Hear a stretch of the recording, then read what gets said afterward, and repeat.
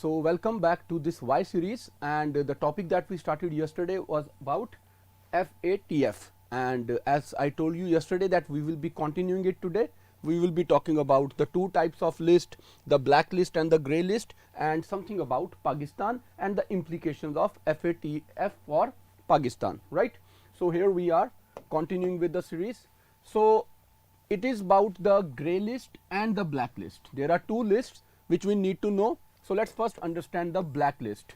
So the countries known as non-cooperative countries, the countries which are not cooperating with the international decorum, international order, international ideas about controlling terrorism and money laundering, those non-cooperative countries or territories, NCCTs, are put in the blacklist. The countries which are not at all cooperating, they are put in the blacklist. These countries support terror funding.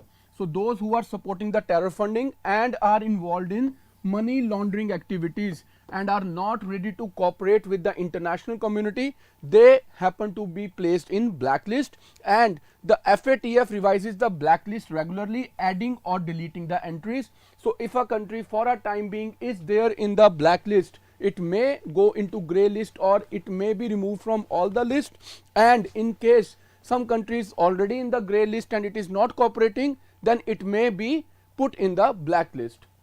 So blacklist is about the non-cooperative countries, whereas now when we talk about the grey list, the countries that are considered safe haven for supporting terror funding and money laundering, they are put in the grey list. So there is a difference. There are countries which are not cooperating at all, they happen to be in blacklist.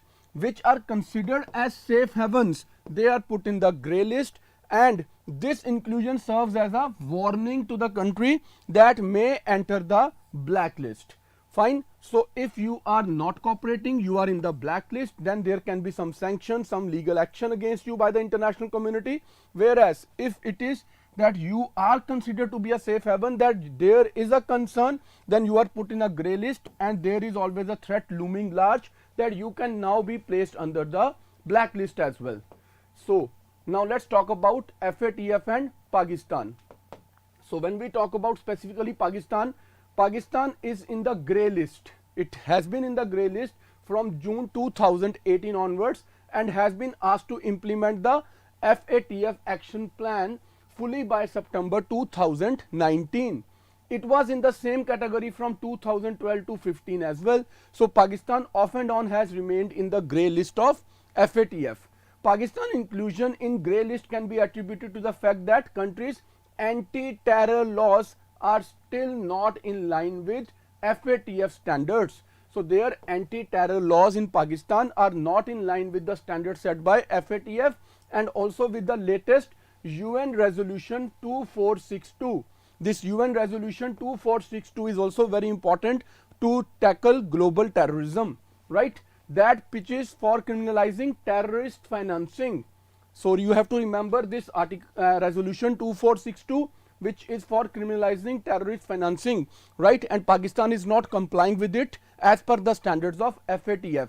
What Pakistan has mostly done in past is detain both Masood Azhar and Hafiz Saeed. These are the people who are usually seen as the brains behind terror attacks in India, right? For apprehension of breach of peace. The FATF seeks freezing of funds, denial of weapons access and travel ban. These are the things that FATF want for these kind of people, that the countries where they reside, they should go for these kind of sanctions against these persons.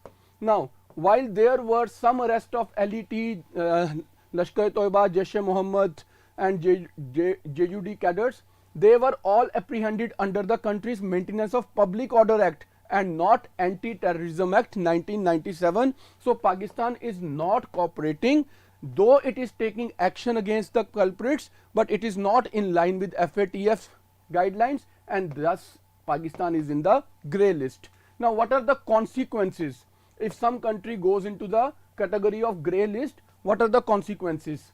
So the consequences are economic sanctions from IMF, World Bank and Asian Development Bank. So it becomes difficult for you to get your development loans and other things. Problem in getting loans from IMF, World Bank, Asian Development Bank and other countries. then there is reduction in international trade and international boycott. So these are the consequences of being in the grey list. So I hope with these facts, now the entire topic of FATF, which is in news from past few days, I hope you have got a base of it, and this will help you write your proper answers as well. With this, thank you very much. See you again on Monday with the same series. God bless you all, and do remember that we are coming up with the master plan for Prelim 2021. If you have not seen the video, it is there in the channel. Please do watch it if you are aiming for 2021. God bless you all. Thank you. Have a nice day.